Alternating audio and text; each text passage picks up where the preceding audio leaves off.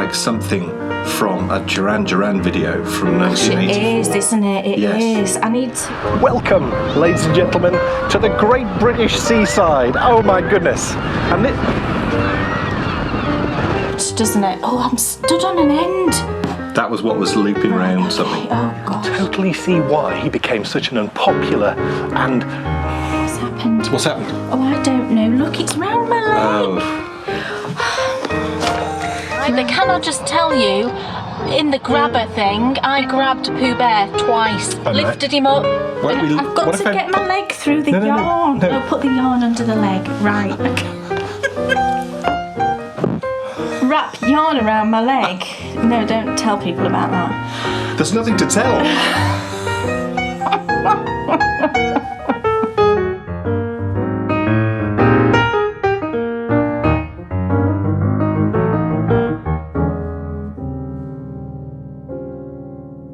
Welcome to episode 131. 131. We're back. Wow. And to celebrate our return, Kate's repeating everything I say.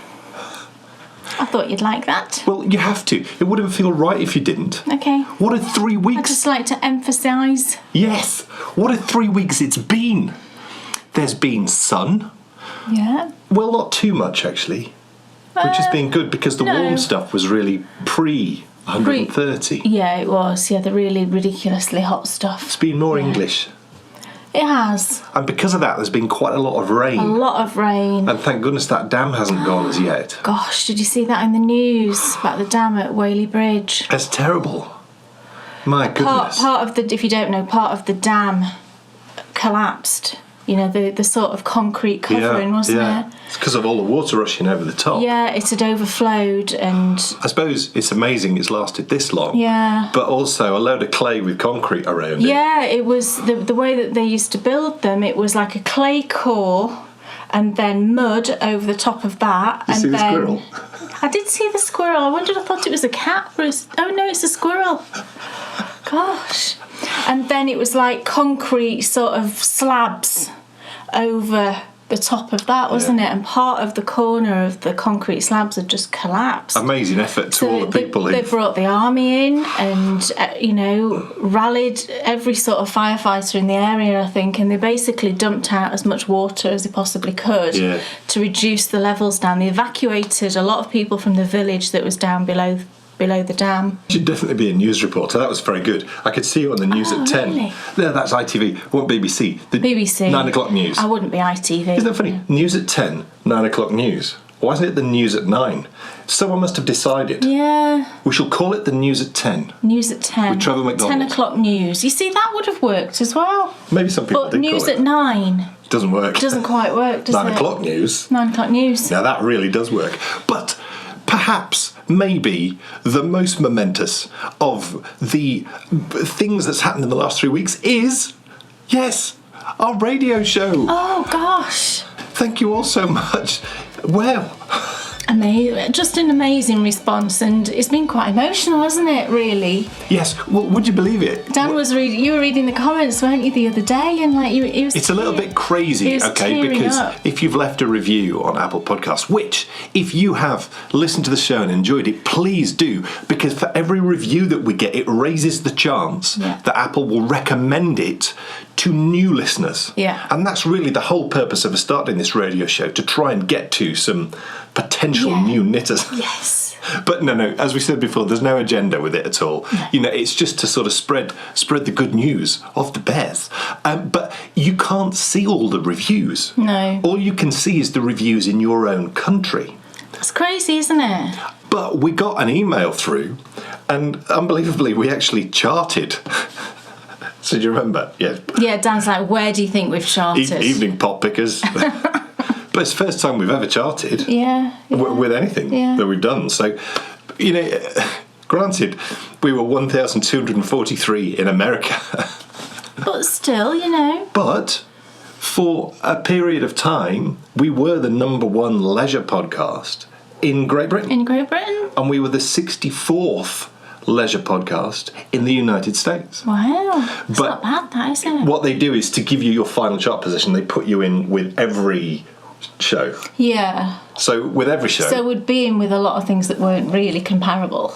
No, I mean, you're in with big names. Right. You know, there's big famous people who do shows. So I'm perfectly happy with 1,243. Look, that wasn't the point of me talking about this. The reason why I wanted to bring that bit up was we got email, and in that email we could see all the reviews.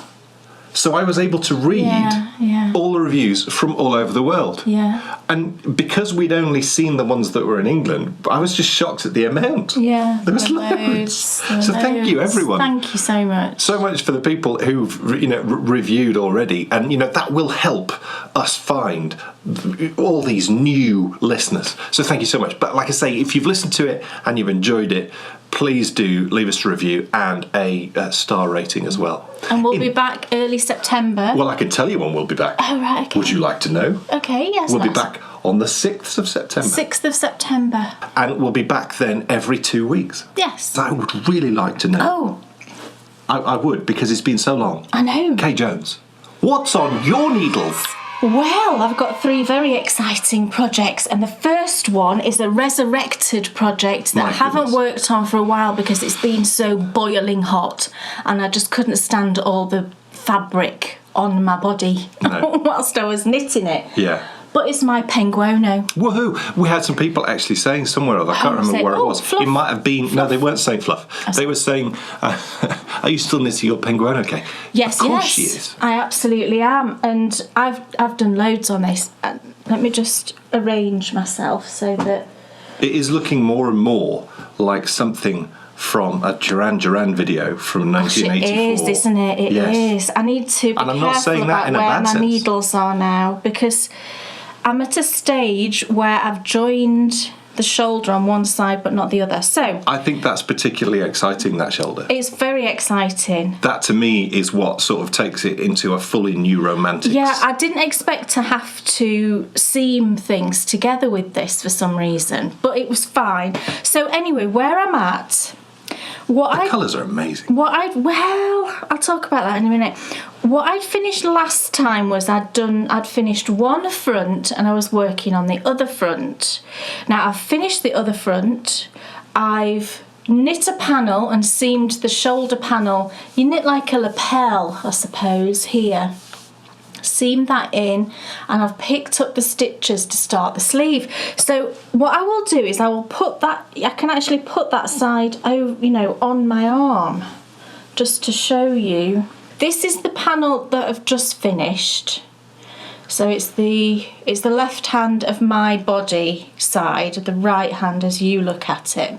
And then this is the panel that I knit and then sewed in. Can you see this panel here?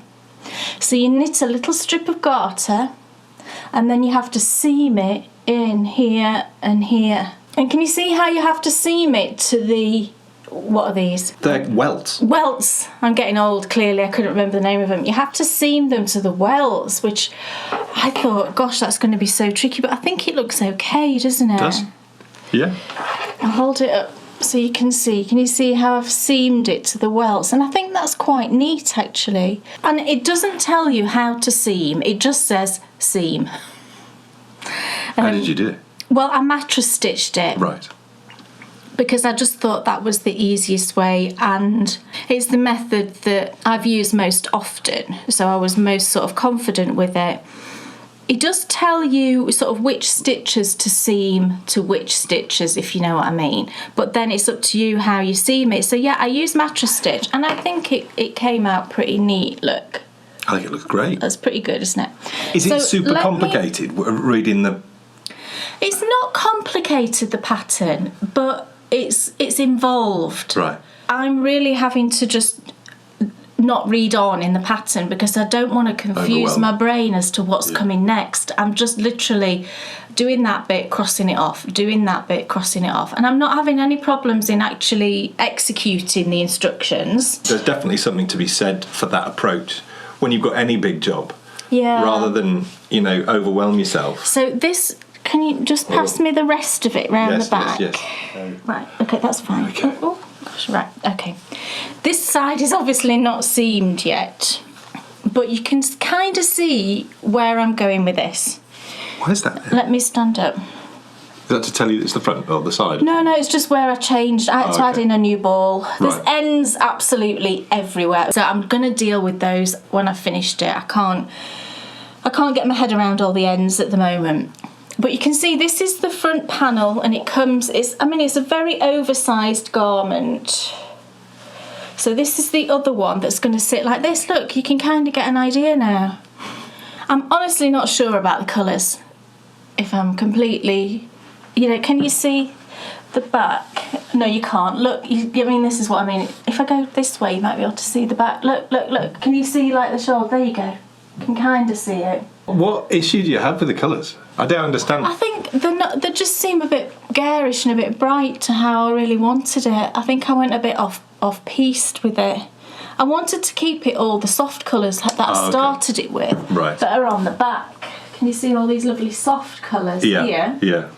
But then for the welts, I decided to go a bit bright, and I thought that's fine. Yeah. But then I kind of kept that brightness going, and I've got a pop of neon there and bright colours. But I suppose it is what it is, isn't it? And I guess it's never going to be a subtle garment, regardless of what colours I do. No, and you're not going to wear it down the street. I'm definitely no. I think I'll look crazy if I wore this down the street. But you wouldn't do. You just wouldn't do. No, I wouldn't. I don't think you should think about the colours in the sense of being out and about. I suppose not. You should think about the colours in the sense of, is it going to make you smile when you look at it? Well, yes. Well, it definitely makes me smile, yeah. I mean, at the moment, it looks super cropped, doesn't it? Oh, I'm stood on an end. That was what was looping round something. Oh, gosh. You see, on a morning when it's cold in the winter... Oh, yeah, I'll love it. And you'll be sat there in that, all snuggled up. It'll be like being in a blanket. Yeah, it is like a blanket you can wear. It does look super cropped at the minute, but what you do is you go back after... The last thing you do is you pick up all around there and you knit down. So you can, in effect, make it as long as you want. That's good. That's really good. Yeah, and at that stage you will be able to, put it on you because everything else will be finished. And you can really judge the length. So I will make it the length that I want. So, that bottom panel will probably be longer than... I know it's not top down, but it's similar. It's not even close to being top down. What I mean is when you knit something top down, you can go as long as you want so you've got the right length. Yeah, you can. And by working it this way, I think that's clever design because... Well, as I understand the pattern, I think that's what you do. So I've obviously not read that far ahead, but I think that's what happens. And that'll bring it all together too. That'll bring it all together, yeah.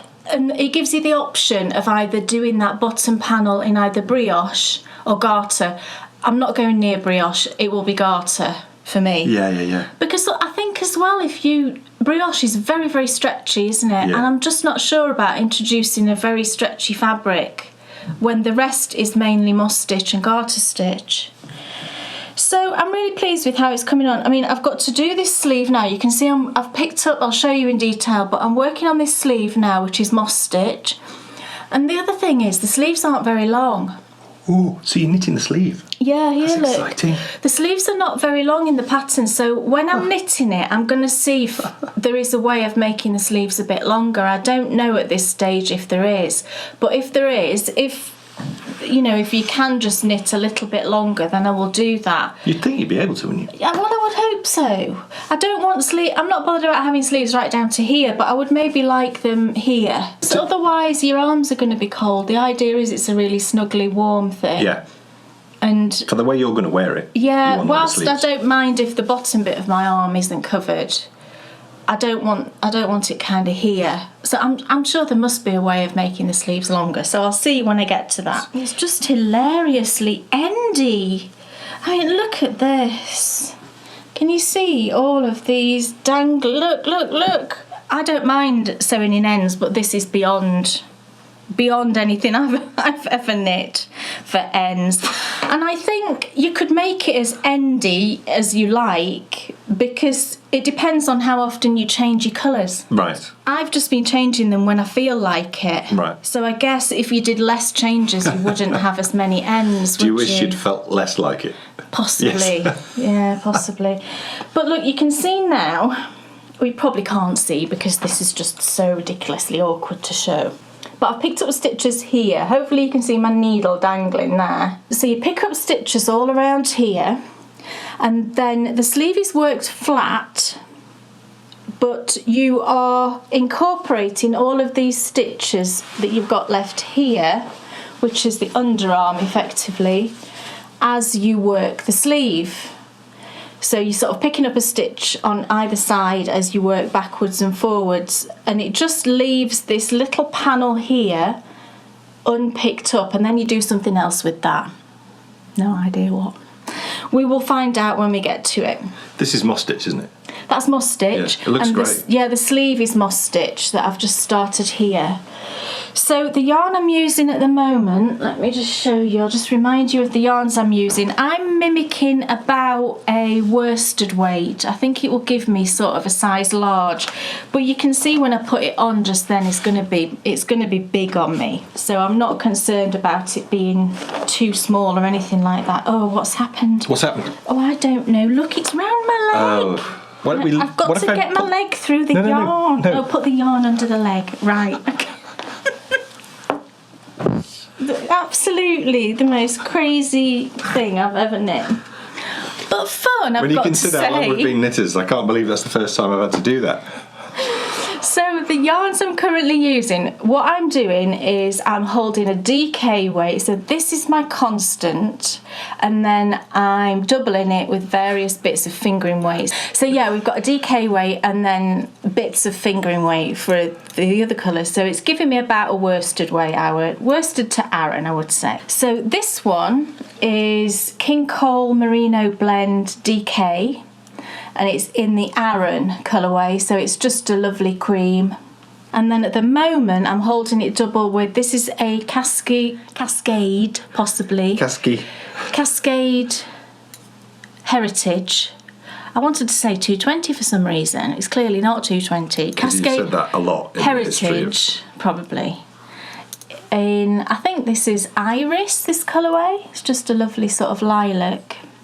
I'm not sure how long maybe I'll do the whole sleeve in this colour, or maybe, I don't know if it has cuffs. I've no idea. For the sleeve, I don't know. We'll see how it goes, but I've just been generally working with a colour of yarn until I get bored with looking at that colour and then just changing it to another one, which I think is nice because then I'm never getting bored. No, well, that's really good. I mean, to be fair, in any project, that would probably be everyone's chosen way of... Yeah, although... I was a bit worried about seaming that piece in. You were very excited when you finished. It didn't take me that long, I don't think. But I was glad to get it done because I was worried that I would mess it up in some way.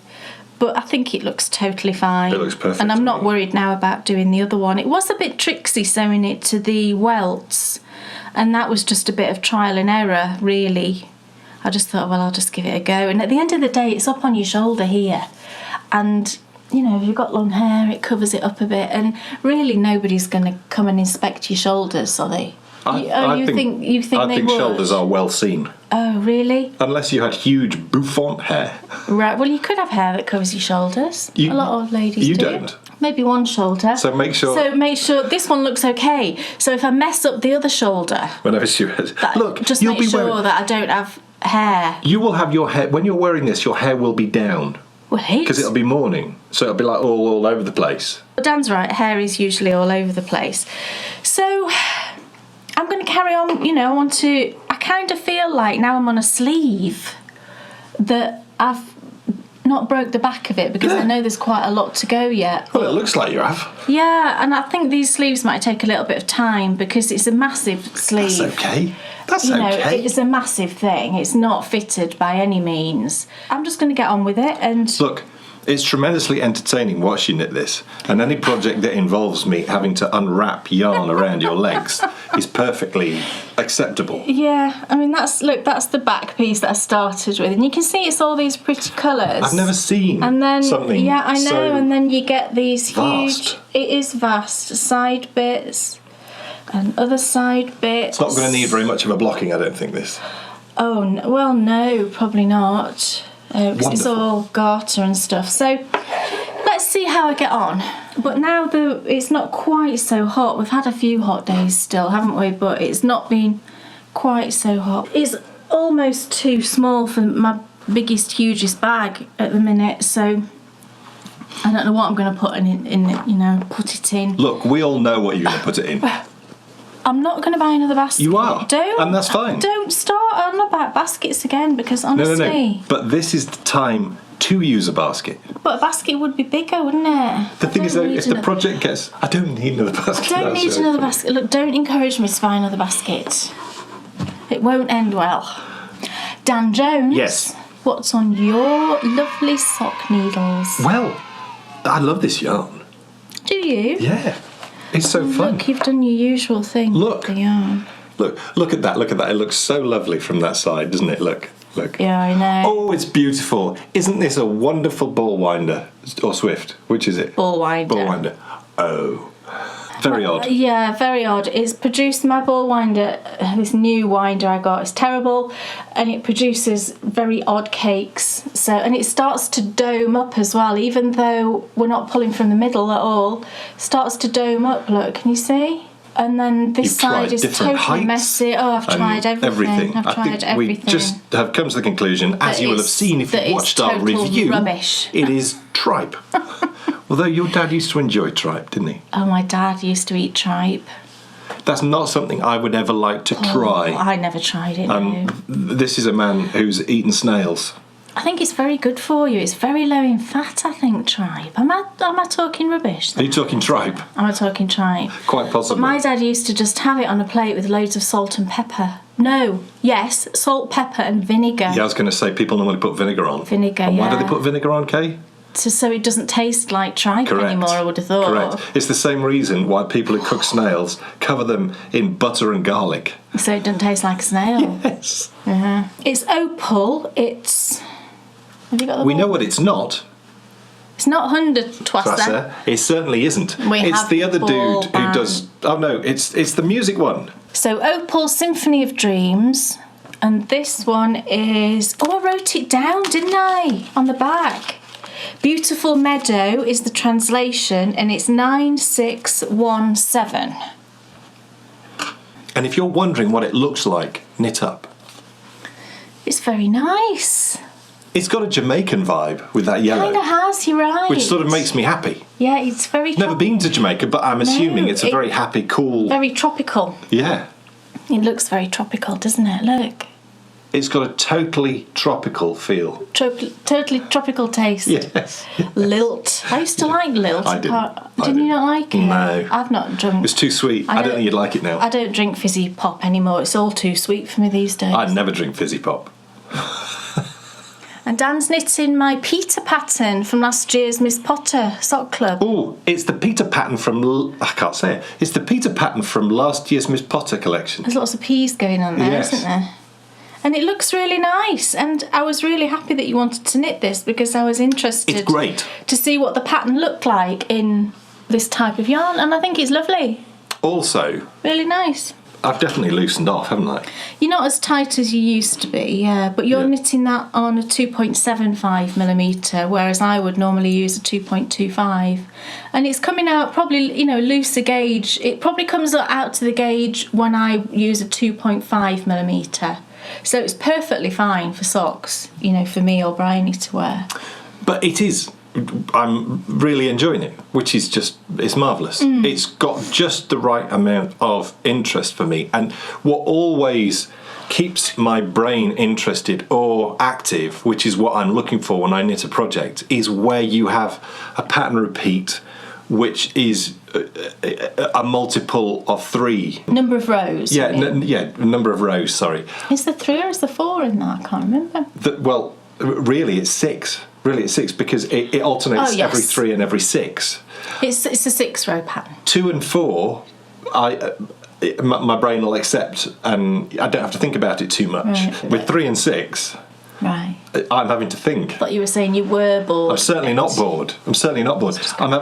I'm also embarrassed that my rudimentary mathematics is so poor that a 3 and 6 flummoxes you. Has it got to be an even number? Well, 6 is an even number. Yeah, I know. Still though, I keep having to start with, right, what's happening now? Okay, got it. You don't even need to use a clicker. I didn't find I needed to use a clicker with this because you can read the pattern. You can read the pattern, you can look on the back and count how many plain rows you've done in between the last. Absolutely. The thing is, though, that's what I did. I've come to the conclusion I like the sound of a clicker when it makes the clicking sound. Okay. So every opportunity I have. Right. It's really pretty, though, isn't it? Oh, it's lovely, bright and fun, and it's very tropical. You could be knitting this on a beach, couldn't you, somewhere? Everybody wants to know what else is on your needles. Because you built it up so much with your 3 amazing projects at the start of the show. Okay. Not even I know what's coming. Oh, yes. And this is... I love the yarn. The scarf that I started last time. It's called Ruff, R-U-F-F. It's by Arnie and Carlos, but they designed it for Rowan. So I think I purchased it from the Rowan website, but you can also get it on Ravelry as well. You can get it on Ravelry and you can purchase it directly from Rowan as well. I think there's a price difference. I can't remember which way round is more expensive, but I mean, have a look on both places if you're interested. Now, the yarn that they used is a Rowan yarn, of course, and it's called Summerlight DK, and it's a cotton yarn.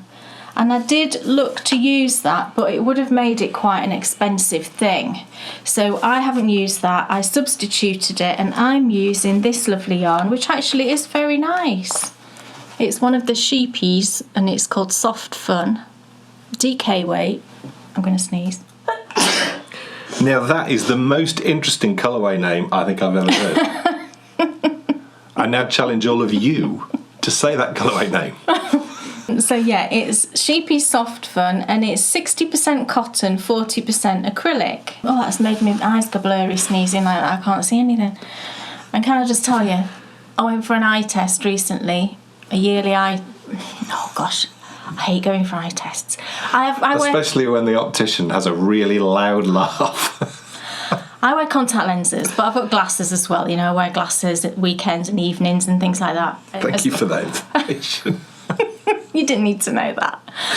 But as part of the kind of care thing with the package that I've got, you go and you have a contact lens check once a year, and you have an eye test once every 3 years, I think it is. It doesn't seem like 3 years, but I don't mind any of it. The puff of air thing I don't particularly like, but the bit that freaks me out the most is, do you know when they sometimes have to look really closely in your eye and they get that thing and they're like, do this, and they're like, you're here, and this person that you don't know, who's a complete stranger, is here. And I'm like, whoa, that's way into my personal space for a complete stranger. And it was a woman this time, so I don't mind that so much. But a few times it's been like a bloke, and I just don't want a man that close to my face. You know, I could smell his aftershave, for goodness sake. It was just too much.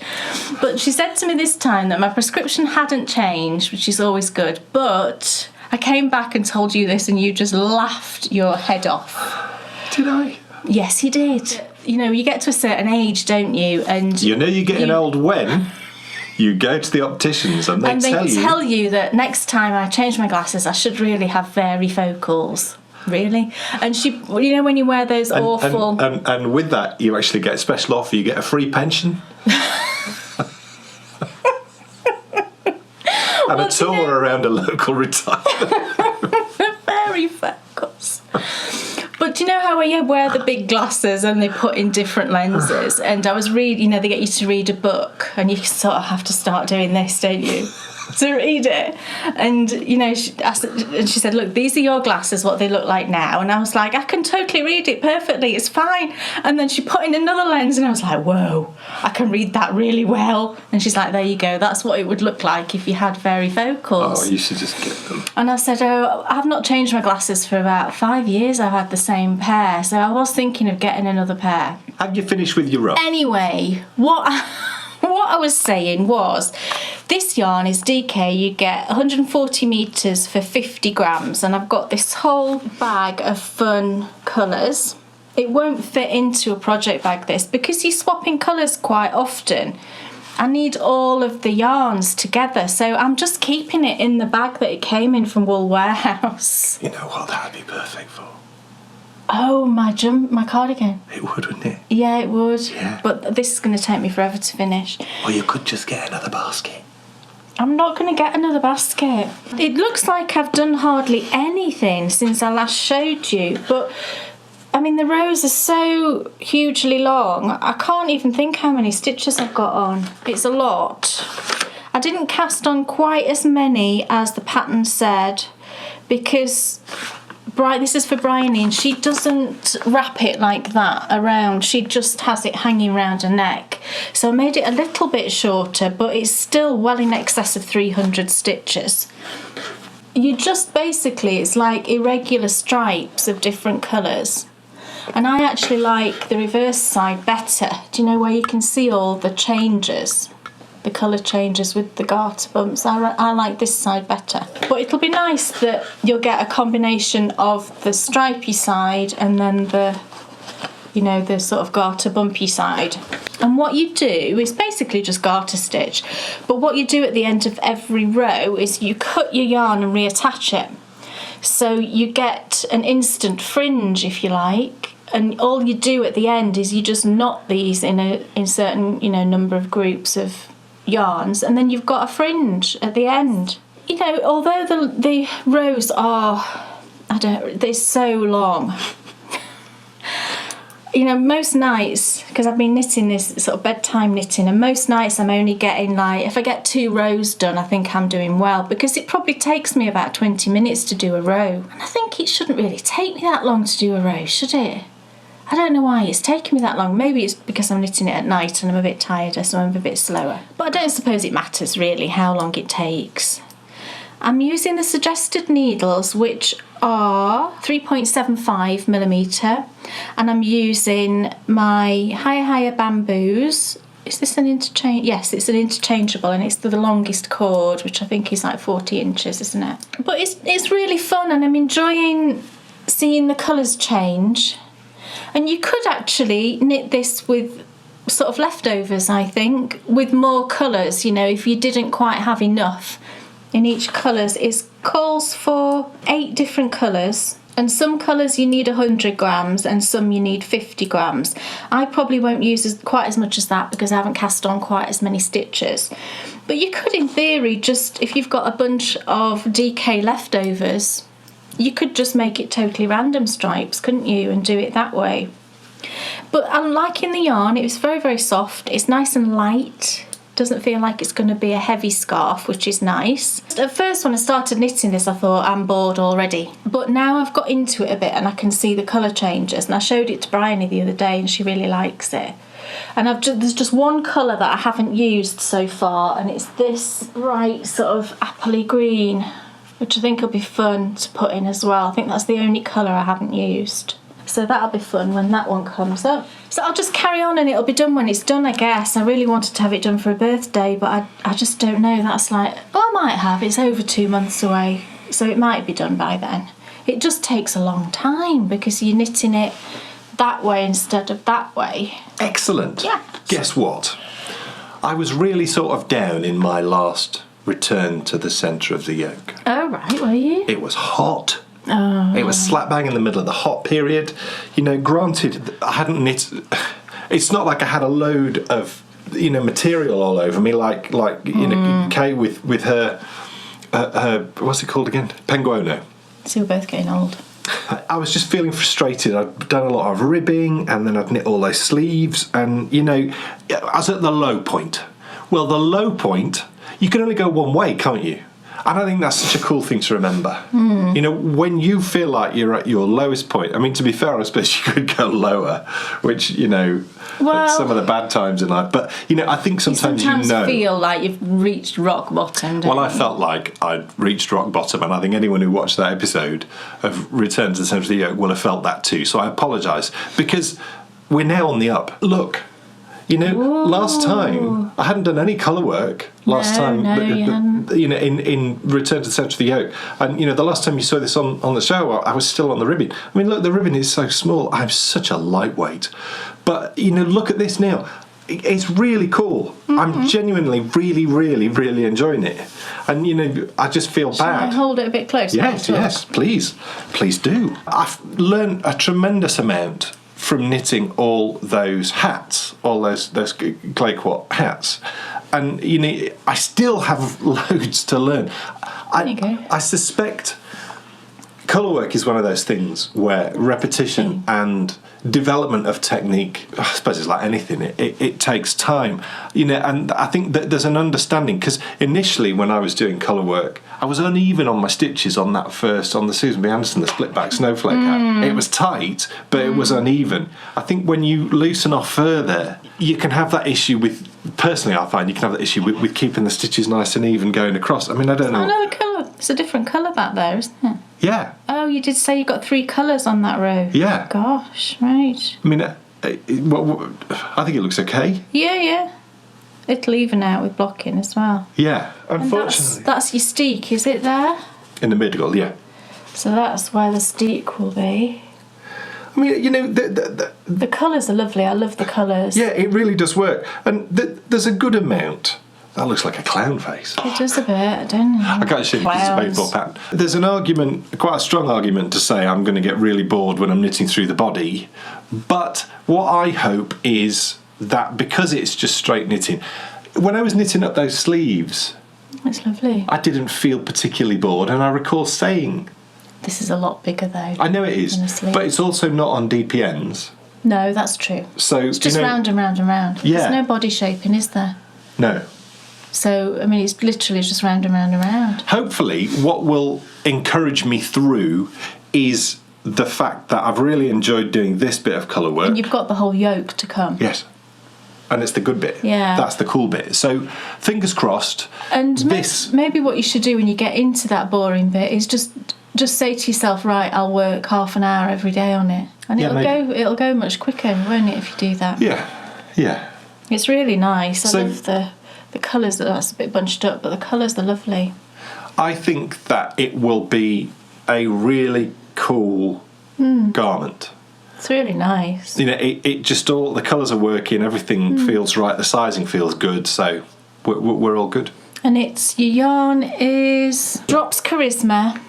We've no idea of the colours, unfortunately, because he never keeps the relevant ball bands, but it's these 3. Really nice. It's a lovely sort of wintry theme, isn't it? Yeah. Which is what I wanted. I wanted it to look wintry rather than festive. It is a fairly rustic feeling yarn, this one. It has got a little bit of a prickle, but I think when it blocks, I think it'll be fine. We did have a number of people, didn't we, saying that when they tried to steek this particular yarn, they had problems. So we're going to sew it. So we're going to machine it. Yeah, just because it's a non-superwash. But even though it is a non-superwash, if somebody said to me, feel this and tell me if it's a superwash or a non-superwash, I would think it was a non-superwash from the feel of it. Especially when you consider you can spit splice it. You've managed to spit splice it. So I'm hopeful that, you know, it's certainly not like a super slippery superwash yarn, and I wouldn't have given you that to knit it with. No. So we'll just see how it goes. And Tin Can Knits used something. Tin Can Knits used a superwash yarn for their sample, and you know, a proper superwash yarn, not even something that was sort of a little bit. They probably just machined it, didn't they? They didn't say they machined it. They crocheted steeked it, didn't it? Isn't it a crochet edge in the pattern? It's a crochet. You crochet over it. Yeah, I mean, I think though it does say in the pattern that you can either crochet chain or machine it. Oh, right, okay. So when it gets to that point, I've never steeked, obviously, but if we feel the right thing to do is to machine it before we cut it, then that's what I will do. You know, I'll research it and I'll machine over it. Cool. I say that so blasé, don't I? I've never done it before, but look, who knows? There are thousands of people desperate to know what's in this bag. What is in that bag? What a lovely bag. Isn't it a lovely bag? I treated myself to this bag. It's from Sherry Iris. Right. And look, she even puts a little matching progress keeper, which I haven't had the heart to take off yet because it's so pretty. But she does such lovely bags. And this one was in her shop just before we went on holiday, and I think it's called Summer Garden or something like that. And it's just such a lovely bag, and Sherry's work is so lovely. I treated myself to this bag, and actually it's the perfect size for this project. It might outgrow it, but I don't think it will. So you will be amazed. I've obviously already got the Penguono on the go, which is my pyjama cardigan. However, I realised quite soon after starting that it was going to be a very warm pyjama cardigan. And my idea for my original one was that I wanted a lightweight one that I could wear, you know, when it's not the depths of winter and cold autumn days. Because I have this one cardigan that I wear currently with my pyjamas that I bought from Next years and years and years ago, and it's like a cream lacy sort of coloured, quite fine, but it's now getting holes all in it, isn't it? I've been umming and ahhing about a pattern for a pyjama cardigan, a fingering weight pyjama cardigan, for ages, and I thought I'd found the right pattern. This isn't what I'm knitting, but I will show you the pattern that I found, and I'll tell you why I'm not knitting this one. I bought this pattern, and it's called Violet. You can see at the top, Violet, and it's knitspot.com. It's actually an Anne Hansen design, but the company name, if you like, is knitspot.com. You can buy this, you can buy it on Ravelry, and you can buy it on, I'm not sure if it was directly through Knitspot or if it was Interweave, I can't fully remember, but it doesn't say, Ravelry for example, it doesn't say this about the pattern, and it didn't say on the actual website, but it's only charted. You can see it's like an all over lace, really pretty cardigan with this really lovely scalloped hem, which I thought was really nice. I wasn't going to do the waist shaping, I was just going to do it straight down, sort of like more a boxy style. I was really excited about it. Read all the details on the website and read them on Ravelry as well. Went and bought the pattern, and then I printed it off, and I was looking through the pattern and I'm thinking, this is just all charted. And there's lots of different charts, even though it's a simple little lace, because of the different sort of the sleeves and the fronts and the backs, it's knit in pieces. There's lots of different charts, and it's not written. You know, the charts are not written out. Now, I can follow charts, you know, I don't particularly like them, as you know, but I can work from charts, that's not a problem. So at first I thought that won't be a problem. But in all honesty, I don't like the way the pattern is written. You know, the way that the charts are shown, all the different sizes are within like one chart, and you have to sort of chop it. So I was kind of a bit miffed, because if it had said to me on the details, it did say written pattern. Do you know, like as one of the tabs, it said charts and then it said written pattern. Now to me, when it says written pattern, I take that as meaning that the charts are written out. That's what I expected, and they're not. And I think when that tab's been clicked, they've thought, well, it is a written pattern, you know, it is a written pattern, so I'm going to click that tab. But I mean, I don't know whether everybody interprets that in the way that I do, but when I see written pattern, I think that the chart, that the actual lace pattern is physically written out, and it's not for this. So I decided not to knit this, basically. What I am knitting is actually a pattern that I bought a few years ago, and I've had this in my library, and I've looked at it several times and thought, that's really nice, I should knit that. And stupidly, the thing that put me off is it starts with a provisional cast on, and just having that thing to do right at the very beginning put up a mental block in my brain, and I was just like, oh, I don't want to do that, you know, and I just put it to one side. But actually it was really easy, and I shouldn't have had those prejudices against it, if you like. And the pattern I'm knitting, it's Hitafude. This pattern was huge a few years back, wasn't it? Everybody was knitting this pattern, and it's got quite a few thousand patterns on projects that you can go and have a look at. And like I said, it's a very inexpensive pattern as well. I can't remember exactly how much it is, but it's not an expensive pattern. It's by a Japanese lady, Hiroko Fukatsu. And like I said, I've always wanted to knit it, because looking at it, you know, I think that's the perfect pyjama cardigan. It's got lovely sleeve length that is fine for me, so that's perfect. It's got that lovely lace pattern. I thought, do you know what, I'm just going to do that. So I cast it on. The yarn that I'm using, I did buy this especially for the pyjama cardigan. and it's lovely. I really like it. Oh, I want to show you those stitch markers. That's why I put those in there. And I'm using a Regia yarn. It's Regia Premium Merino Silk Floor Ply. Don't know what floor ply is. It's wood that you put on a floor. Yeah. It is a mix of 55% merino, 25% polyamide, that's nylon, and then 20% silk. So it's a really nice mix. You get, do you know when you get these two ball bands like this, I find it very confusing. Where's the actual yardage? There it is, 400 metres for 100 grams. So it's like a standard fingering weight, isn't it, really, that? And it comes in lots of lovely colours. I wanted a neutral, but I wanted it to have a bit of colour, if you know what I mean, not just like a plain cream. So I've gone for this colour, which won't, I'm sure, translate onto the screen. And it's just going to look cream, but it's got a very slight peach tone to it. And the colourway number is number 5. You can see that. And I bought 4 balls of this, and I got it in the sale actually. Derrimore's had it on sale. It's normally about £11 a ball, and when I bought it a couple of weeks ago, it was I think £8.50 on Derrimore's. So that's a really good price, I think. The only thing with Derrimore's is I find their delivery is quite slow. So that's the yarn I'm using. I'm using the recommended needles, which are 3.5mm, and I didn't swatch. I'm not going to say anything more about that. I just didn't. The size I'm knitting anyway is on the bigger side, so I just thought, well, you know, I'm just going to go with it. I'm knitting a size large, which will give me quite a lot of positive ease. The size large is for 41 3/4 to 45 1/4, and I measure about a 38, so that's quite a lot of positive ease, but I didn't want, you know, I wanted it to be slightly oversized. When I get round to measuring my gauge, I'll be able to tell you. Looking at it and having a rough guess, the gauge is 20 stitches to 4 inches. And looking at it, I don't think I'm going to be a million miles off.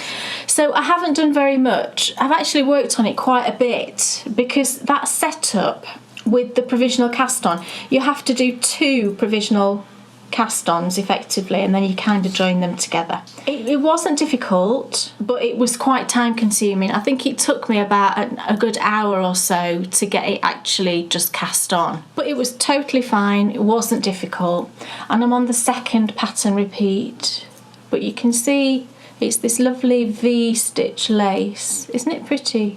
The purple that you can see there, the lilac colour, is my provisional cast on, and I think the recommended yarn that the pattern uses is Tosh Merino Light, and I've got some up here actually. And Tosh Merino Light, I think, is quite a plump yarn. So, I mean, looking at mine compared to this, mine is definitely a bit lighter. So I think mine's going to be a bit more airy, but again, that won't bother me. But Tosh Merino Light I think it's quite a plump yarn. So I think had I used this, the lace I think would be a bit more dense, but I think it'll be fine. I don't think it will mean that my gauge is necessarily different. I think it just means that it's a bit more airy. You work it flat. The reason it's called Hisafude, in case you don't know, what that means, it's Japanese, isn't it? And it means a single brush stroke, because you don't have to, in theory, you would never have to break the yarn in the knitting of it. Obviously, we have to add in new balls, but if you had one huge ball of yarn, you could knit the whole thing without actually having to break the yarn. And that appeals to me. You're just going to have, in effect, 2 ends, the start and the beginning. And I think it's a very clever construction, the way I really like things that are a bit more unusual construction-wise, like the Penguono is totally random. And the construction of this, you start with the sleeves, which I think is really interesting. So I think it's going to be lovely. Look, there's the lace coming through. It's not a difficult lace at all, and it is written and charted in the pattern, and I'm kind of following both. I'm looking at the chart, and then I'm also just double checking it on the written. And I'm not using stitch markers or anything like that. I'm finding it easy enough just to follow without the use of stitch markers. I'm not getting lost, because you kind of know, because there's 2 purl stitches, and you know when you get to that point, if it doesn't fit your lace repeat, you know you've done something wrong just in that last repeat. So I'm not having to use markers, which is great. And the reverse row, it's not completely plain purls. There is a couple of knit stitches in there as well. So it doesn't feel like you really get a rest row, although that row going back is easy enough. You know, you just read what you've done and follow it. I'm not having a problem with the lace. I haven't made any mistakes so far, but I do have to concentrate on it. It's not something that I can work on, you know, if I'm having to watch a programme or something at the same time. It's the sort of thing where I've really just got to focus on it when I'm working on it. And I think that's fine. I'm just hoping I can keep the motivation going, because I do like to have that little bit of, even if there's a lace going on, I do like to have that little bit of a rest. I'm sure I will persevere with it, because I think it's going to be really beautiful. But what I wanted to show you was that it just uses 2 stitch markers just to show you the 2 little ribs at the end. But I bought some new ones recently. I really like these markers. I use these. These are probably the only ones that I use, to be honest, and they're from Fripp and Bibs. It used to be called Frippery and Bibelots, and then she shortened it to frippandbib.com. And this particular set was called Diving for Pearls, and she put up a thing on Instagram recently showing these, and I just loved them. I love the colours. And then you also got a progress keeper, which is beautiful. So the stitch markers are just solid rings. They're snag free. They have tiny little beads that cover like the join, if you like. It's totally snag free. I don't know if I'm going to be able to show you these, but can you see they're all sort of pearly? They've got little pearl beads on, and they're all sort of shell sort of coloured. But then you get a progress keeper as well, and I love this. Look, it's a pearl inside a shell. Isn't it beautiful? So I really love these, and whenever she does any sets that I'm particularly drawn to, I like to get them. And I got this one in a tin. I've got about 4 of these tins now, and most of them are full, so I thought I'd get a new one. But I really love these stitch markers, and the service is brilliant. They come really quickly, and they're just always beautiful. I've never had an issue with them at all, and they're just the perfect little stitch markers for me. I love them. So 2 garments on the needles for someone who doesn't knit garments. Cool. Wish me luck with Good luck. that. Folks, it's time for a brand new adventure. Now, 30 years ago, when I was 13 and Kay was just beginning her career in business, if we were good, me and my brothers would be taken. I'm not speaking to him now.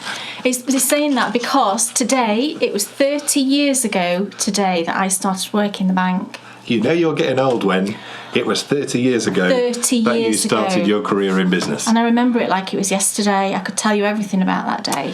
Actually, in a minute, could you just pop to B&Q for a long stand for me? Oh, don't. That's a story for another time.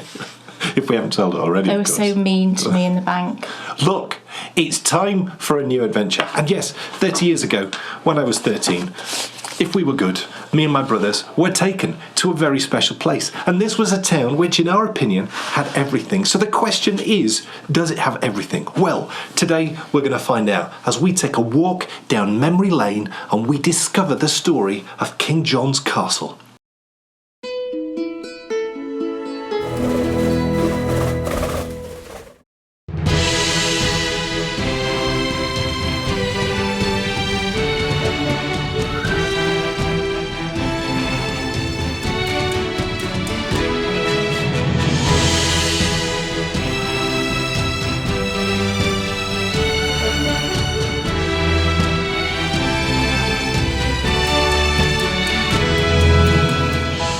Welcome to a brand new season of New Adventures. Over the next 8 episodes, we've lined up some of the most exciting stories and destinations that we've ever uncovered.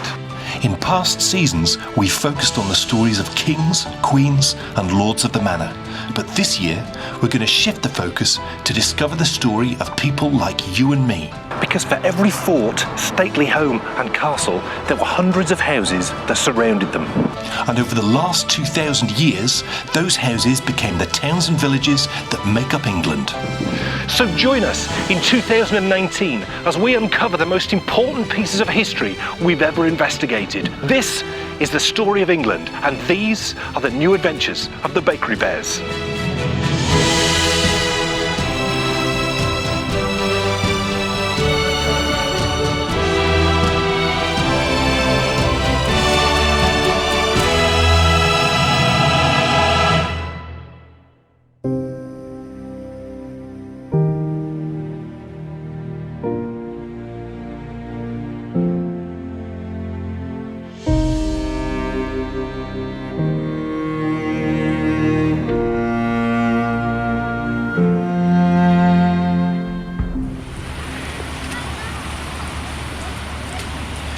Welcome, ladies and gentlemen, to the great British seaside. Oh my goodness, but this just isn't any destination. Oh no, 30 years ago, this was the place which my parents used to bring me if me and my brothers were really good. There's sun, there's sea, there's sand, but what we were interested in when we came here was not the sun, the sea or the sand. Oh no, it's what lies just over here.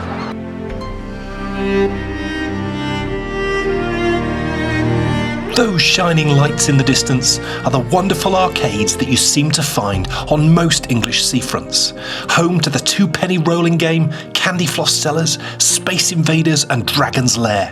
Between the ages of 8 and 14, most of my pocket money was spent right here.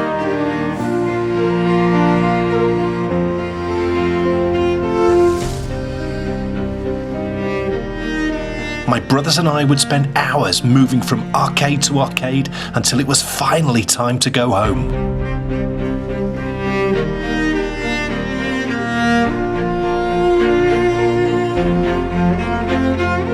Unlike so many tourists who come to destinations like this across England, little did we know how much we were missing.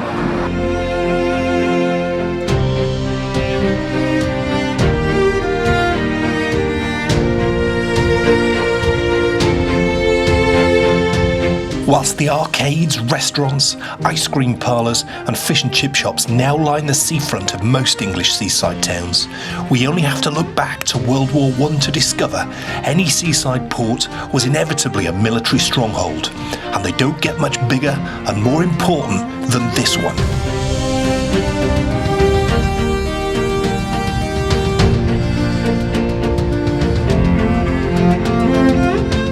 By King Henry II in the 12th century, it still looks imposingly across the town and the bay it was built to protect.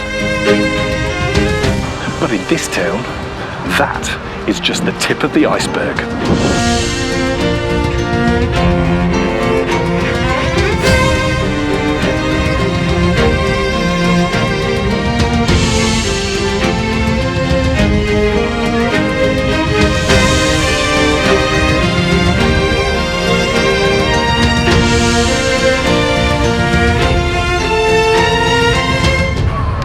Welcome to Scarborough. Oh my goodness. Now, this is a town which holds a very special place in my heart, because coming here with the amazing water slide and all the wonderful things to see and do was similar to a day trip to Monaco. So I'm sure it goes without saying when I tell you that I'm unbelievably excited about this new adventure.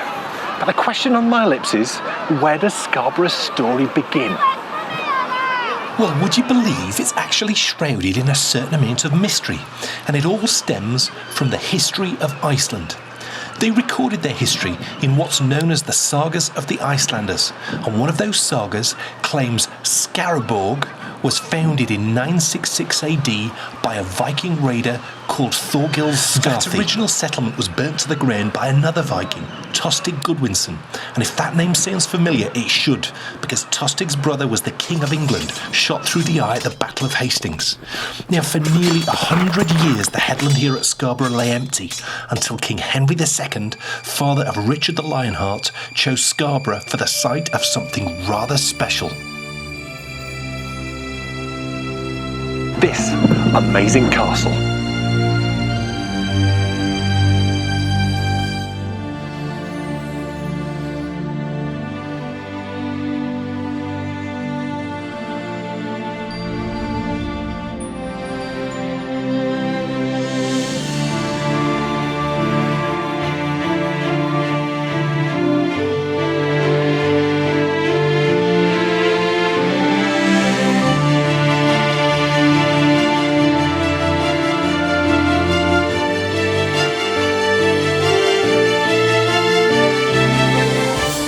actually a bit rich claiming Henry II built this castle, because he didn't. It was actually a man called William le Gros, and he finished it in 1138. Now, he did such a good job of building this wonderful castle on the headland here at Scarborough that the king at the time, Henry II, did what kings and queens tended to do back in that period. If they saw something they quite fancied, they just took it. And that's exactly what Henry II did. And if we pop to the top of the tower, well, you can't get all the way to the top, but let's head up a little bit of that tower and let's see if we can see why Henry was so keen to get his hands on Scarborough Castle.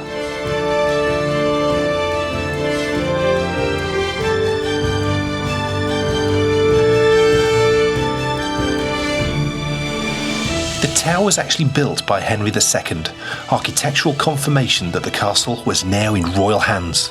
And the work he did led to Scarborough becoming one of the greatest royal castles in England. For 300 years, every king would spend a substantial amount of time here holding court.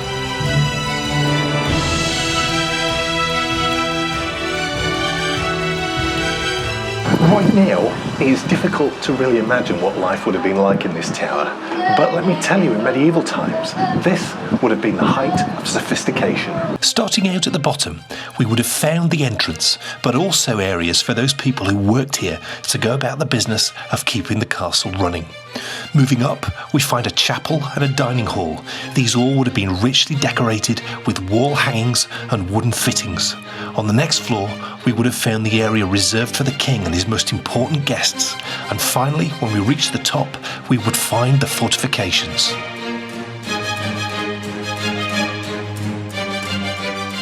As Henry II completed work on his Scarborough Castle restorations, he also built the town in the shadow of its southern walls. And this was the site of that town. It's totally impossible to imagine how the original Scarborough would have looked as we gaze down on the arcades, hotels and theatres. But as we've discovered already in this series of new adventures, simple one-room mud houses would have become crock houses as the common man's financial situation improved. And the first development of that town was down to Henry II's castle and its continued growth, because when the royal court came here, which they did many times in a 300-year period, it really was one of the most popular castles in the north of England, really the whole of England. Well, they brought with them thousands of people. There was literally thousands of people in their entourage, and with that entourage came money, and that money was spent in the town. But there was one king in particular who loved it here more than most.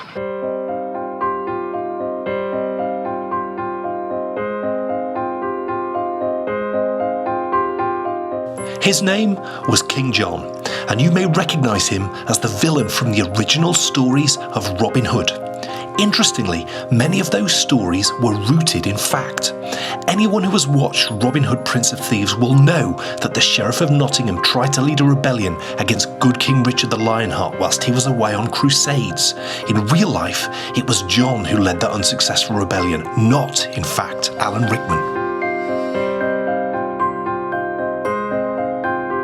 But sadly, life is not like the movies.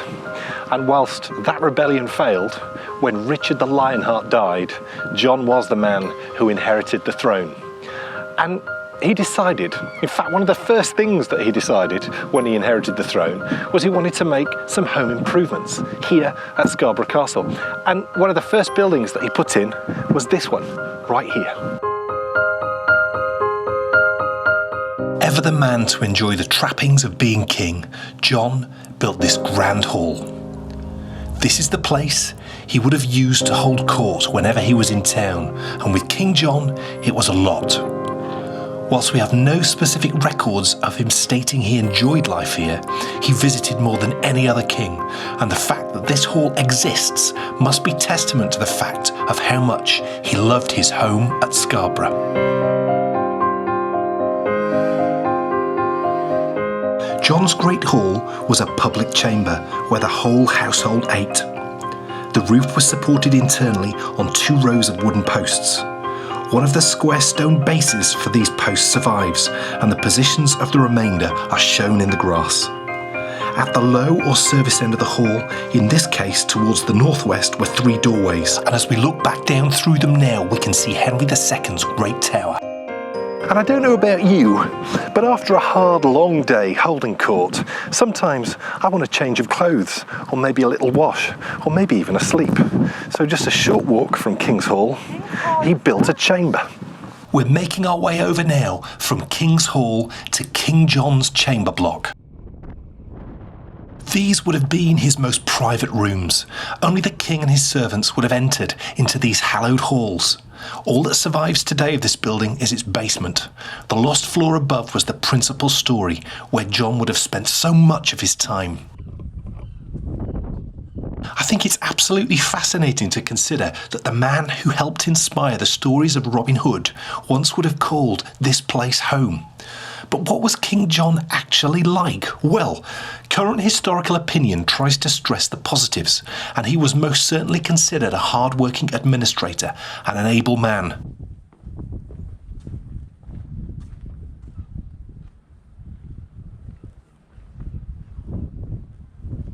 But even the most positive of those historians still have to admit he was a thoroughly distasteful man who was petty, spiteful and cruel. So you can totally see why he became such a popular villain in stories from that time. And if you think about it, whilst Alan Rickman in Robin Hood, Prince of Thieves was playing the Sheriff of Nottingham, those character traits sum him up to perfection. But it's rather windy, and I need to have a little rest and try and get out of this wind if I can. So let's see if I can find somewhere lovely for a little breather. So, welcome to Scarborough. It's not quite how I remembered it. It seemed to have more class the last time I was here. And the wind, I mean, it's the beach. I can tell from the way I look, I'm afraid. Tis the beach, so I suppose, you know, we can't criticise it for being windy. But it's super windy, and the sand has just completely decimated. We have been sandblasted. We have. So the only thing we could do to get a good enough sound for us to be able to talk to you was, unfortunately, come back and sit in the car for our interesting... No, what do we do first? It's knitability. Well, I'm afraid I'm way too hot and covered in sand to be able to knit. Yeah, it's an absolute zero. I couldn't even give it a point. I don't even know at what point I could have knit. That's not... Remember, it's about... Well, look. Oh, it's not a zero. How many are we scoring it out of? 10. Zero. The point of knitability is, it's not just about knitting, it's about could you find a place to just have a minute, and you could. No. You could. I don't mean necessarily knitting. Oh. There are seats. There are seats around, like in the castle. There are seats. It's just way too windy. Yeah. I'm struggling to even give it a single point, I'm afraid. So look, I tell you what, you don't need to score today. Okay. Yes. I'd probably better not score today. I think, a fair score. There are places. Unfortunately, it's overrun now with the sort of kiss me quick element. And some people might not know. I don't even know where that expression comes from. Blackpool I associate it more with, but I don't know where it came from. What I mean by that is, it's all very, very commercialised. Yeah. And very, very... It's so sad because I couldn't see a single bit of... I couldn't imagine what it used to be like. And normally you can see through it, can't you? You can. And what's interesting is sorry to talk about toilets, but the loo that you've just been into, that was a medieval building. Right. And, there are... On the seafront, there are sort of smatterings. And...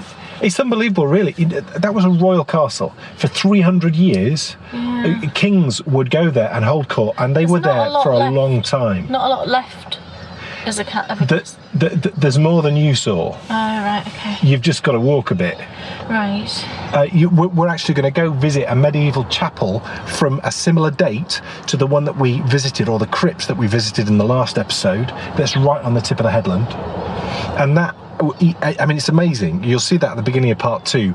It is. It's built within an old Roman signal station. Right. It's amazing. And then also there's King John from Robin Hood. Yeah.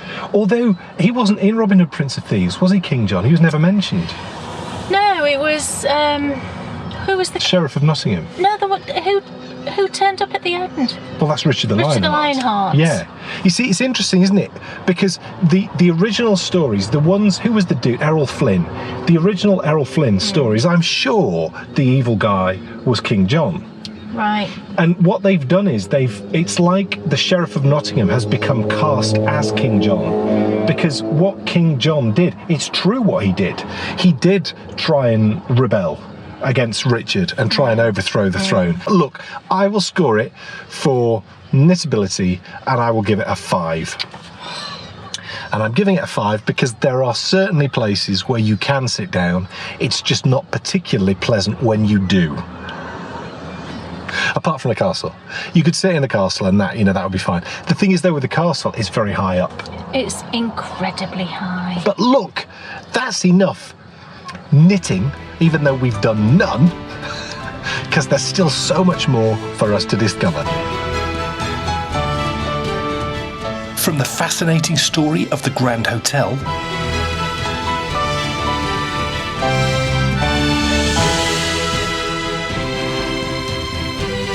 to the beautiful St Mary's Church and its rather famous inhabitant. So that means you can't miss part 2, coming later in the show. I'll see you then.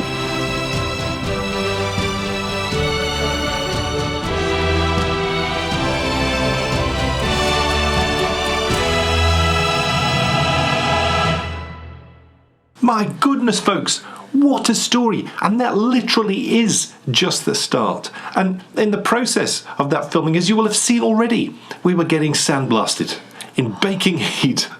Came home and like my face was like sore and it was just covered, you know, like when you rub your face I could just feel sand was all in my bags. It was everywhere in my shoes. And I showed Kate, and perhaps you noticed at the start, if you saw at the beginning of the show in the outtakes, you'll have seen a bit where I was trying to deliver a line and I just had to stop because the wind was so strong. It's just crazy.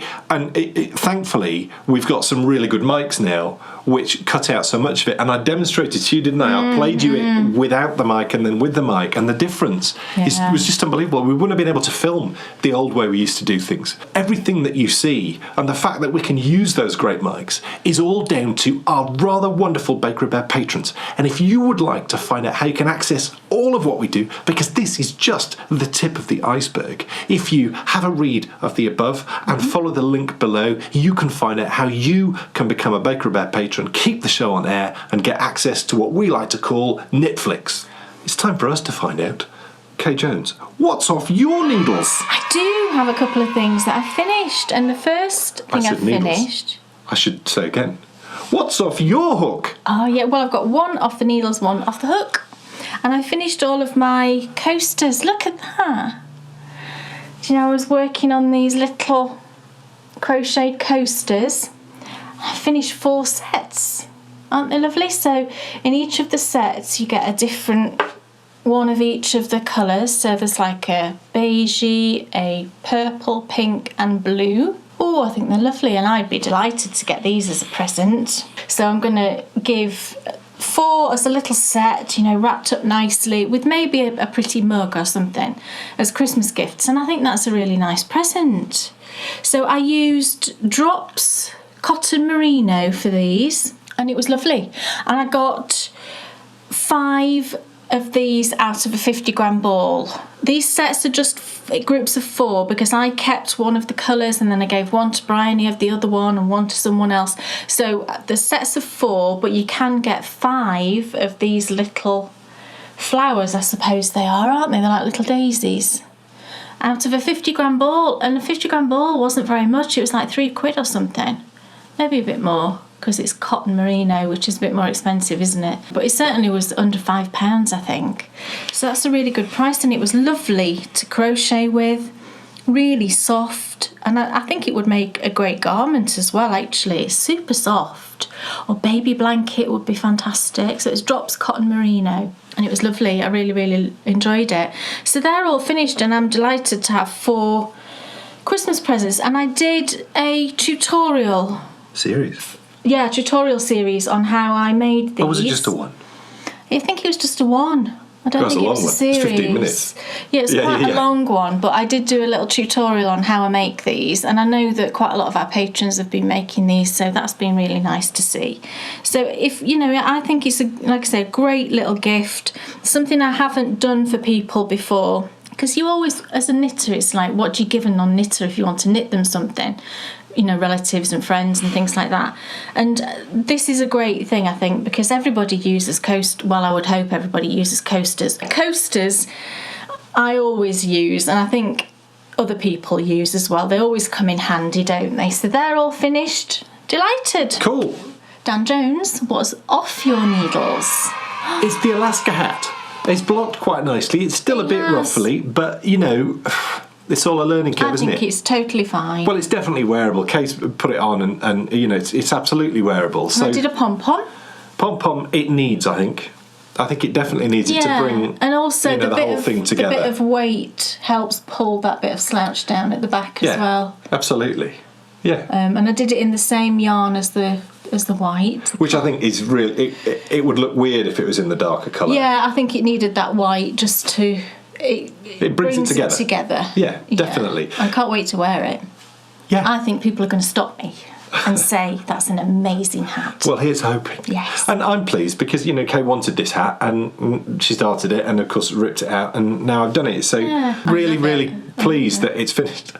And it didn't bleed at all. This darker yarn is Erica's yarn, Erica Luda, Dreams in Fibre.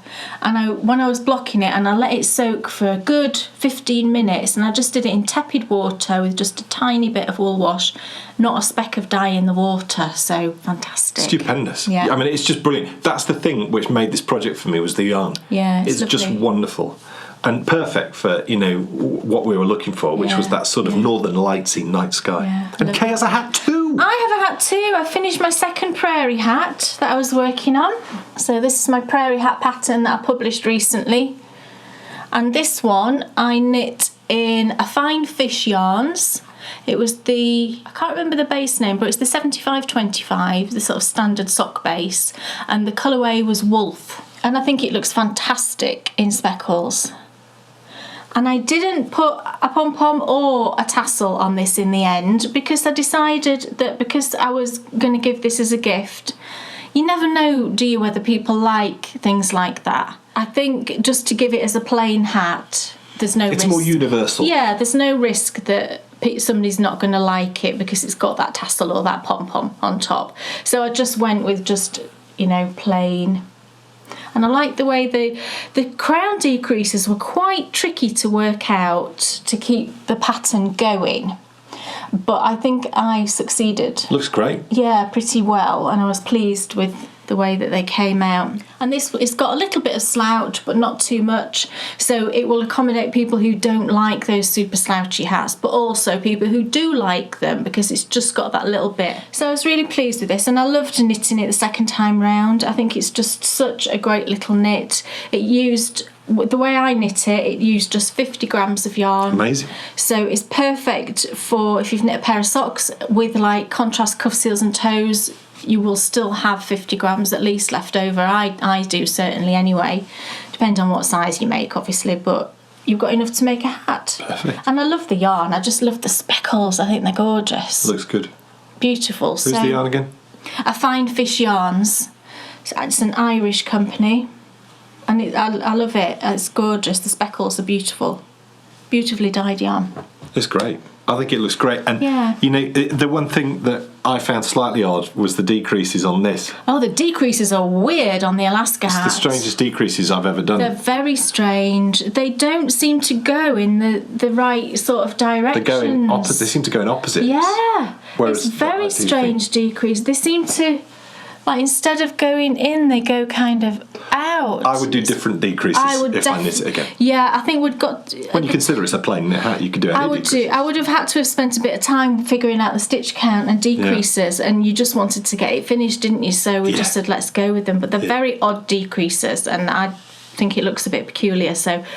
we would do different ones next time. Definitely. Yeah. It's time for us to go back for some more sandblasting. Oh, yes. There's still so much to discover. And do you know what? one of the things which I will say as a positive about Scarborough is I think I could have, written 3 or 4 scripts. There's a lot Scarborough. of history, isn't there? There's lots of interest. You just have to wipe away an awful lot of frustration, as we will find out as we return to the second part of King John's Castle.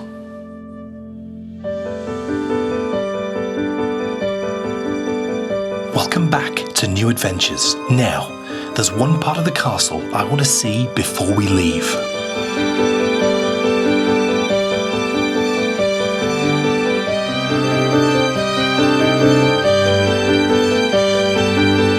Headlands, specifically along this coast, tended to be extremely religious.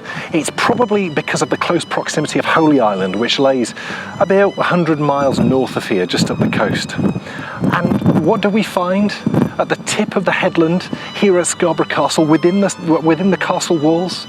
But a medieval chapel built around the same time as the one that we explored, well, at least the crypt that we explored in the last new adventure.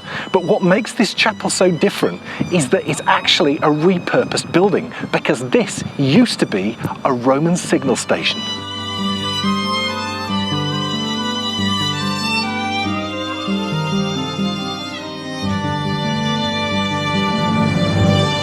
As we discovered in last season's New Adventures, in AD 71, a Roman fort was built at York. As part of that process, the Romans built signal stations all along the coast, and this is what it would have looked like. The station operated for about 300 years, then it was abandoned and it lay dormant until the arrival of Henry's castle, when this lovely little church took its place. All that's left now of the earliest occupation of the headland are these old stones, but what a place this must have been 1,000 years ago.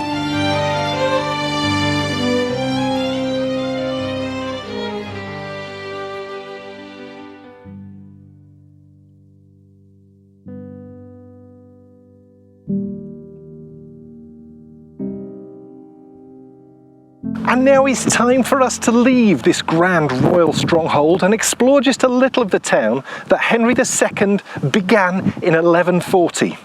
But we couldn't come to Scarborough without mentioning Scarborough Fair. It all began in 1253, when Scarborough was granted a royal charter to hold a yearly fair. What made this event different was its length. For 45 days it ran from the Feast of Assumption of the Blessed Virgin Mary until the Feast of St. Michael. To you and me, that's the 15th of August until the 29th of September. It was held right along the seafront, with stalls also appearing right here on the sand. For 500 years, it ran with merchants travelling from Norway, Denmark, the Baltic states, and even the Byzantine Empire. This must have been quite the event, with the opportunity to buy things most local people at that time had probably never seen. There must have been herbs and spices and wonderful jewellery from distant lands and all the other things that you'd expect to find in a market like parsley, sage, rosemary and thyme. But in 1788, due to increased taxation, the fair came to an end. And while Scarborough Fair has never returned, it of course lives on in the Old English ballad, covered most famously by Simon and Garfunkel. With that, we're now leaving the castle and venturing out into town, but it's not long before we find echoes of the masons who built the castle. Just coming up here is St. Mary's Church, which was built in 1150 by the stonemasons who had just finished work on the castle. What's so wonderful to see is a building as old as the castle we've just left, which is of course a ruin, but look, it's just perfect. There it still stands, but it hasn't been without its challenges. On the 16th of December 1914, 2 German battleships, the Derfflinger and the Von der Tann, bombarded the town for half an hour.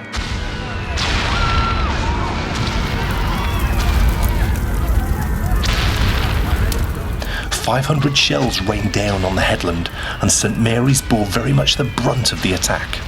The windows of the church were blown out. Thankfully the roof stayed on, and already laid to rest in the churchyard was one lady with a name I think you might recognise.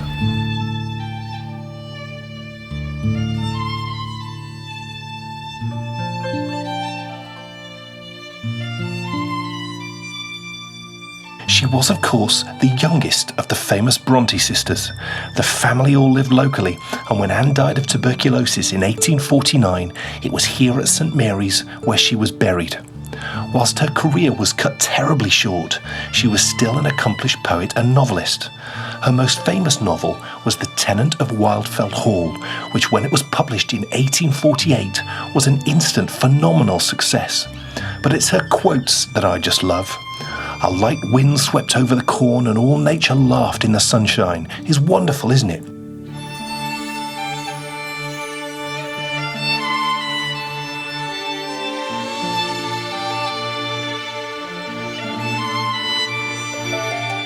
But my favourite is most certainly, "But he that dares not grasp the thorn should never grasp the rose." And a slightly more rustic translation of that wonderful sentence is in the words of Del Boy Trotter from Only Fools and Horses. "He who dares wins, and he who hesitates doesn't."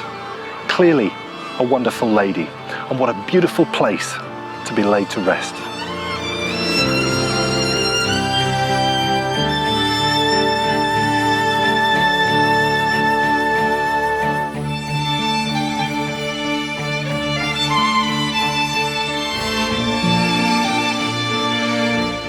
To this day, the town actually still attracts those good with words, those creative people. Sir Alan Ayckbourn actually lives here, and he's premiered 66 of his 70 plays in the famous Stephen Joseph Theatre. And it's actually the years between Anne Bronte's death and Sir Alan's birth that spawned the town that we now see. It was the 7th of July 1845 at 1:35 p.m. that Scarborough's transformation into the town we're looking at today began. That was the moment the very first train arrived, and the influx of tourists from that day until this has been overwhelming.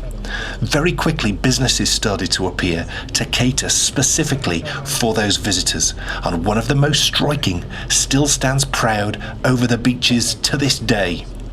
And this is it. Welcome to the Grand Hotel. When it opened in 1867, it was the largest brick building in Europe, and of course, its biggest and grandest hotel. My favourite thing about this hotel, though, is its wonderful design. Its 4 towers represent the seasons, 12 floors represent the months, 52 chimneys represent the weeks, and originally 365 bedrooms represented the days of the year. Now, in 1939, that hotel was actually home to RAF trainees, and those corner towers that you can see, they actually housed anti-aircraft guns. But today, it's back to doing what it does best, providing rather lovely accommodation for the tourists who come to visit Scarborough. And I'm feeling rather peckish, so let's see if we can find somewhere for a sit down and a little relax. So, we're back in the car. It's baking hot. The sand is blowing. Look, Scarborough's blown it. It's beyond blown. I loved it when I used to come here when I was young. I've not been for many, many, many years, and I will not be returning for many, many, many, many years, if ever.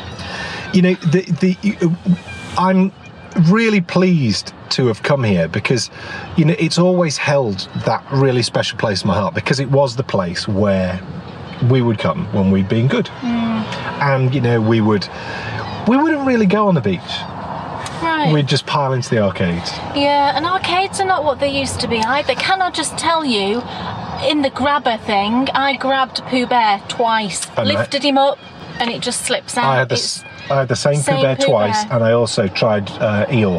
Right. And I had eel up in the air. Yeah, and then they just slip out. It's a complete swizz.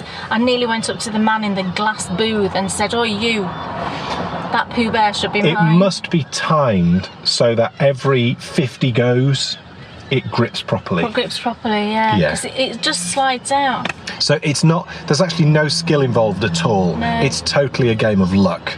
Because, you know, even if you do pick it up with a firm grip, because like you, I had it around the whole body. Yeah. And it just drops it out. Dragon's Lair. That was the game that my brothers always used to come and play. And, you know, when you talk to them now, they'll tell you there was no skill involved with that either. It was just a case of pushing the right button at the right time. Yeah. But it was a superb cartoon. It was a dude trying to, you know, get into a lair of a dragon and defeat him. It was cool. But I used to love it coming here. And it's just... Open top bus, yeah, that's a great idea on a windy day. It's nothing like what I remember. No. And I'm glad to dispel that myth. And the reason being is I know not to come back. Yeah, it sort of saddens me really, because there's the beautiful hotel. The Royal, is it called? We've already had a look at the Grand Hotel. It was bought by Butlins in 1978. Oh, right. It's now been bought by Britannia Hotels. Oh, so it's a chain. And it caters, in its own words, for the budget end of the market. Oh, no way. Now, that's really sad. You can't get in there. You can only get in there if you're a resident. Right. But so you can't just go in for a drink? No. I found some photos, and it does look like the Titanic. Right. With the staircase. Yeah. I mean, it does look... That's what I expected, but I just expected it to be really high class. That's a shame. Now whisper this when I say it, but I'm not certain anybody high class comes here. I'm not sure about that either. But that again is really sad, because this used to be the place where all the Victorians came to promenade. You know. Yeah. The overriding sort of feeling is it is like Saltburn with all the charm removed. Yeah. And that is so sad, because Saltburn actually is a really sweet place. I'd go to Saltburn a million times. It's a sweet place. We need to give it a score for interestability. And look, for interestability, it's going to score high. And the reason why it's going to score high, Anne Bronte's grave, lovely St Mary's Church, a royal castle, the Grand Hotel, Scarborough Spa. Amazing. Spa Waters found. We're going to go just take a quick look at that in just a moment. So I'm going to score it a 7. Finally, picnicability. Look. Okay, I'll let you score again. Picnicability. There's a lovely restaurant down there, which looked really nice. There's an RS. Oh, it's an old Ford Escort over there. Wow. When I was coming here, that's the type of cars that were being driven. Amazing car that was. There are restaurants with seats available, and it's a busy day. Yep. There's loads of fish and chip places. Yep. There's Marks and Spencer's. Yeah. Because that's where we went. Yeah. So really, you can't fault it for picnicability. The problem is finding somewhere nice to sit out. Yeah, that's it. I'm going to go 7. I think 7 is a fair score. Very generous. So it gives it a grand total of 19. 19. Which makes it very much... Take from that what you will. Very much the bottom of the leaderboard. Now look, there's one more extra special place I want to take you and show you before we leave here. And I'm telling you, it's going to be a quick visit because someone wants to go home. It all started in the 17th century when spa waters were discovered. A natural spring was found bubbling beneath the south cliff. The waters were russet in colour and tasted slightly bitter, but those who drank them said they cured minor ailments. Within 10 years, thousands of visitors were arriving to enjoy the benefits of the healing waters. The first spa house was built some years later, and this man, Dickie Dickinson, was put in charge. It was just a simple wooden structure, but it provided all the amenities visitors needed to enjoy the curative effects of the water. Dickie even started bottling the stuff and selling it further afield. Was this the beginning of the mineral water craze which remains with us to this day? But in 1858, as the town was really taking off, it was time to bring in the big guns. So they brought in Joseph Paxton, the man who designed Chatsworth House's wonderful gardens, to design and oversee construction of this wonderful venue. Inside were promenades, theatres, music halls and more, and very quickly those healing waters were forgotten. Now we're left with a music venue that's welcomed everyone from Kerry to Kawana to Jane Horrocks and Helena Bonham Carter. And folks, that's it. It's the end of another new adventure. From its beginnings as a royal castle in the Middle Ages to its beautiful church with its rather famous resident. Scarborough is a place absolutely laden with wonderful history. So the next time you head to the Great English Seaside, don't be too mesmerised by the bright lights, the sun, the sea and the surf. Just take a moment to look up, dig a little deeper, and you might just be surprised about the stories that you find. Thank you so much for watching. I'll see you next time for more new adventures of the Bakery Bears, and I'm off for one last go on Galaxians. I'll see you next time.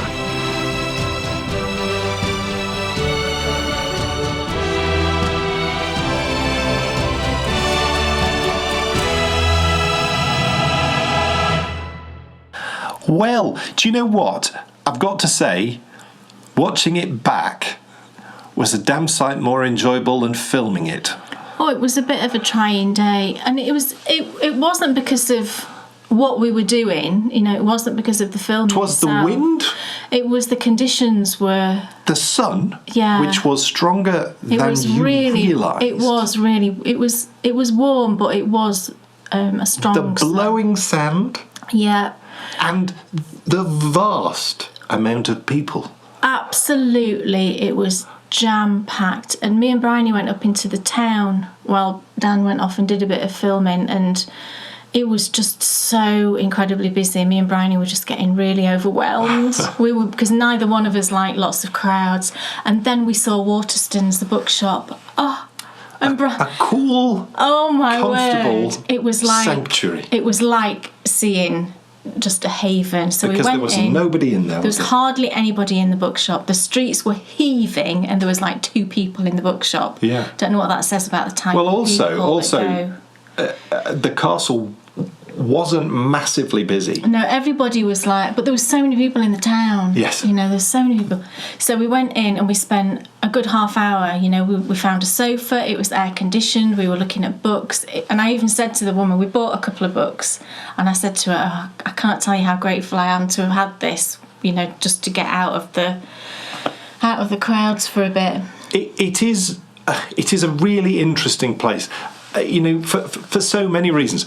For the reasons that we've just discovered, of course. You know, there's lots of hidden little things. You know, on the street, you'd be walking along and then you would see, suddenly there, you'd see a medieval building surrounded by, you know, neon bright light, you know, new builds. Yeah. And you're just getting a flavour, just a tiny little glimpse of what it must have been like. What it must have been like. And, you know, it's interesting to think that, you know, when you're young, the bright lights...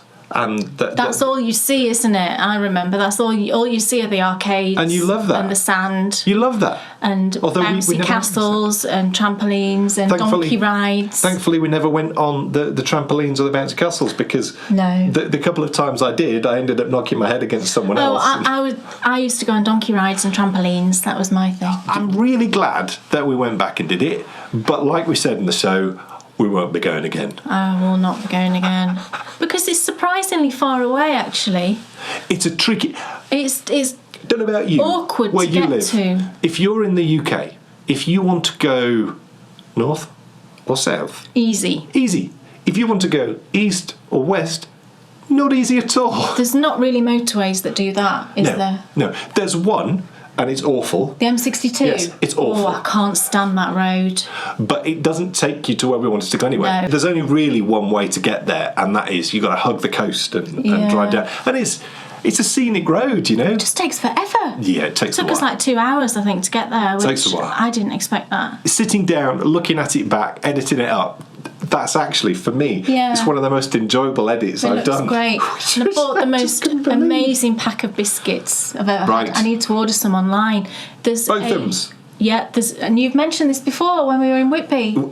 We went, did we not? In season 1. It's a bakery. Season 1 of New Adventures. We finished up by going to Whitby. Yeah. We went into Bothams and we got some of their traditional stuff. Yeah, but they do... It's a bun, isn't it, which you're supposed to put on top of... It's called a lemon... It's top. Just lemon top or a lemon bun or something. But no, I bought this pack of biscuits that were made by Bothams in Scarborough, and we just had them as a snack, and they were the most fantastic biscuits, and you can order online from them, so I'm going to order some more. They were just called tea biscuits, I think. Right. Oh, they were gorgeous. Yeah. Folks, it's time for the Endy Bits.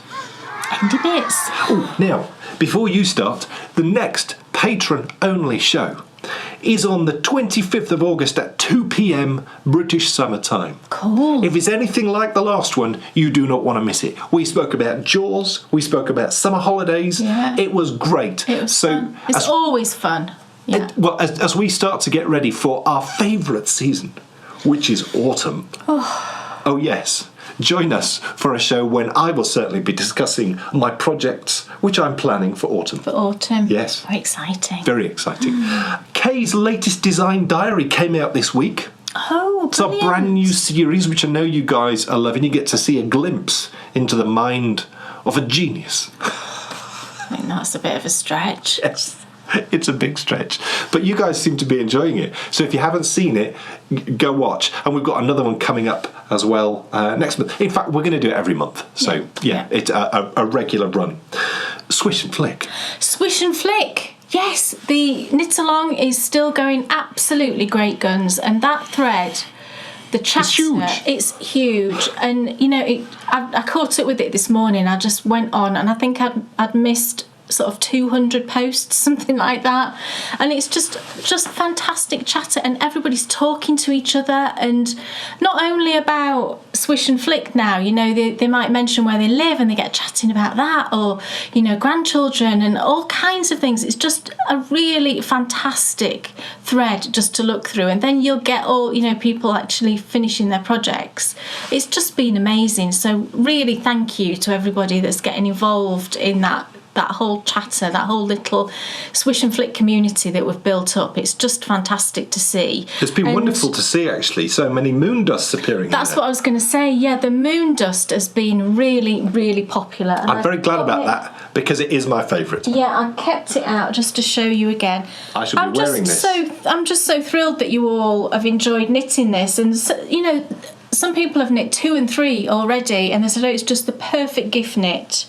And, you know, I've made X number already, and I'm going to make some more, and just lovely. And I've had a ton of messages from people asking me if they can purchase it individually. And some of the other patterns as well, I get messages about with the same question, and the answer is yes, you will be able to purchase all these individually.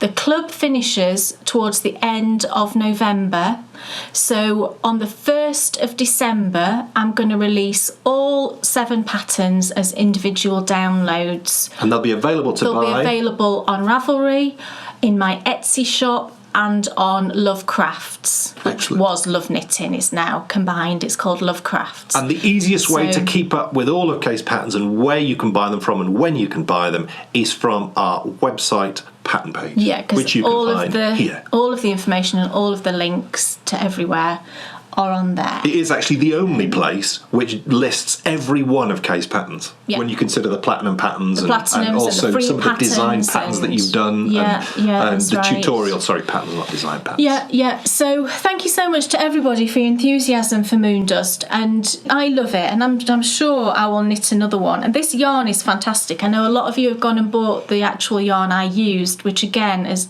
you know, that makes me so happy because I loved working with it so much. And this is Eden Cottage Yarns, and it's Pendle Chunky, and I used 2 skeins.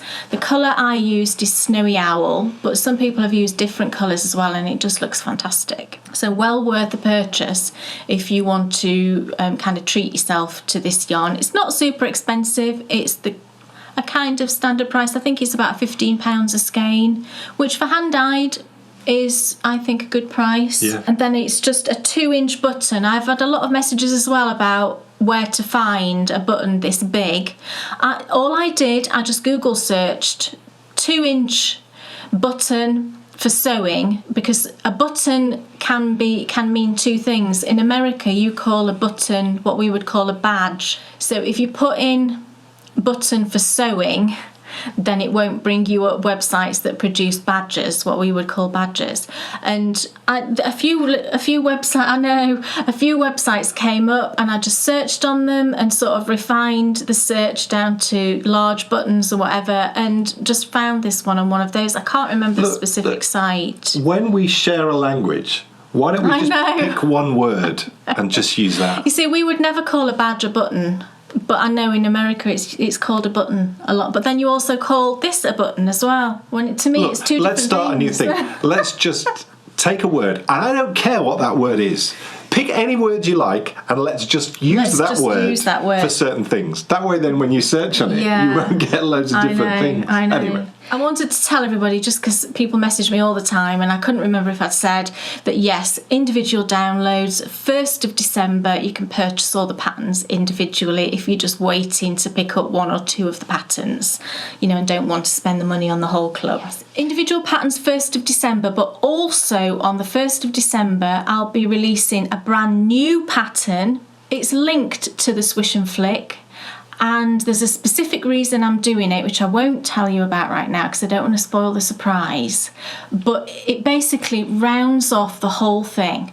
So if you've worked your way through the club, and also rounds off Clementine's story. So there'll be that very special pattern coming out as well on the 1st of December, the same time that I put out all of the patterns individually. So the other thing I wanted to say about the Swish and Flick is the 4th pattern is coming out shortly. I put up the pattern page for it today, so there's no photos of it obviously, and there's no name there yet, but you can see what yarn I used and you can see what type of project it is. So if you want to have a little look at that, then if you go to the ebook, you will be able to see the 4th pattern and you'll be able to have a look at the details that I've put up there. And then the pattern itself comes out next Friday, which is the 23rd of August, so that's pattern 4. The other sort of big design thing that I wanted to talk to you about is I'm almost ready to put up pre-orders for the Miss Potter Sock Club 2, which is very, very exciting. I've been working on this over the past few months, haven't I, really? Yes. And I've got, again, there's 3 designs, and the 3 designs are, each one is based upon a different character, as they were with the first sock club. 3 different characters, obviously, to the first one. And they will come out on 3 consecutive months. So I'll be putting up pre-orders for the club on the 28th of August. And the first pattern will come out on the 6th of September. So you've got about, I think it's 9 or 10 days to purchase the pre-order if you would like to do that. As I did last year, I'll be offering a discount if you want to purchase the pre-order. So there'll be a 10% discount on the full club price, which is, the full club price is £12, as it was last year. I've kept it the same price, but you'll get a 10% discount on that price if you purchase it within that pre-order period. And what you will get, if you purchase the pre-order, you will get an information sheet, and in that information sheet it will tell you when all of the 3 designs are coming out, and it will tell you what yarns I used for each of the 3 designs, so that if you want to purchase yarn ahead of time, then you can go ahead and do that, and you'll be all ready then to start the club. So really excited about that. The patterns are a little bit more involved than the last club, but still really relaxed to knit. Just really 3 super pretty patterns. I'm absolutely thrilled with them, and I've collaborated with Kelly Lay from Lay Family Yarns on 2 of the patterns, and then for the 3rd one I've used an Eden Cottage yarns. So all of the details of the yarns will be in that information sheet if you want to purchase the pre-order when that goes up on the 28th of August. And if you are not currently using Ravelry, you'll be able to purchase them as individual downloads when the club finishes, which probably, the club finishes, it's like September, October, November, early in those months. So I will probably put up the individual patterns mid-November, and again they'll be in the 3 places that I have my patterns. So whilst I would love to be able to offer the club in other platform, on other platforms, currently there's only Ravelry that has the systems in place to actually do it as a monthly club. So if there was, for example, if Lovecrafts had that same sort of software, if you like, to do that, then I would happily do that. But at the minute, there's only Ravelry that allows me to do that. But that's what I will do. I will offer it as a club on Ravelry, but then as soon as the club finishes, whereas normally I would probably leave it a little bit longer before I put the patterns out individually. what I'm going to do this time is, as soon as that club finishes, maybe sort of the following week, I will then put them out as individual downloads in the 3 places where I've got my patterns for sale. And then just 2 very quick things. I get a lot of messages about my umbrella toe, and I get a lot of questions about whether I will do a separate pattern just for the toe with, you know, lots of different sizes. It is on my list of things to do, but I've got a lot of design projects on the go at the minute, and it's just one of those things that's kind of towards the bottom of the list. But I will definitely get that done, and it will be probably, you know, early to mid next year. I am aiming to get out a pattern that is just purely my umbrella toe, but that will cover lots of different sizes. So that's definitely in the works. What she has asked me to do, though, which I will do within the next 4 weeks, the next month, is if you look on our pattern page on the website, the patterns which include the umbrella toe will be clearly marked. Yeah. So if you go to our socks pattern page, it'll be clearly marked which one of those includes the umbrella toe. Yeah, because that's another question I get quite a lot is, you know, can you tell me which of your patterns have got the umbrella toe? So that, like Dan said, that will be, as soon as you can get to it, that'll be on the website, that information as well. And then the final thing I just wanted to say is that the next platinum pattern will be coming out in early September. Woohoo! So that's not very long, and I just wanted to remind you what that pattern was, and it's my One Moment in Time socks, if you remember these. I showed these a couple of, probably 2 or 3 episodes back. So these are the platinum pattern for September. These will go out to gold and platinum patrons at the beginning of September. So don't forget to download the platinum patterns, store them on your computers, and then you've got them permanently. Unless you're a platinum patron. Unless you are platinum, yes, and then you've got access permanently. If you're a gold patron, you have to remember to download them onto your computer if you're going to want to keep them, because as soon as that year's pattern ends, we then run into the next year, and then you won't have access to the previous year. But platinum patrons do. They have access to every exclusive platinum pattern that you've ever done. Yeah. So if you're a gold patron, just remember to download your patterns. So One Moment in Time socks, which I love, just beautiful. So I'm looking forward to getting those released to all you lovely patrons in a couple of weeks. And that's it. Thank you so much for watching. In 2 weeks, we will be back with more, and that will include another delicious pudding. So do not miss it. Yes. I cannot wait, because I always get the opportunity to taste test. Yes, and I think I know what I'm going to do, and it's something... Oh, yes. Yes, can you remember? Yeah, could you maybe put in a few extra ingredients that I might like? Well, maybe. Because everyone will enjoy that. Honestly, what's it like?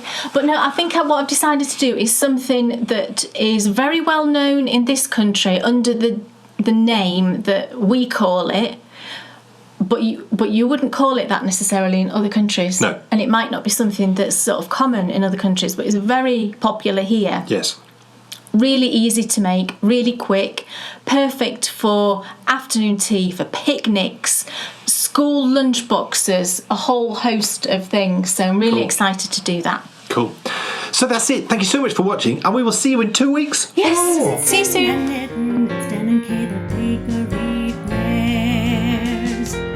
Enthusiasm's not quitting for Dan and Kay the Bakery Bears. They'll take you to fabulous places of which their favorites they'll share. You better buy a pattern and get yourself a bakery bear. You'll find yourself in a castle while watching the bakery bears. It never feels like a hassle to sit and watch the bakery bears. What's on your shelf?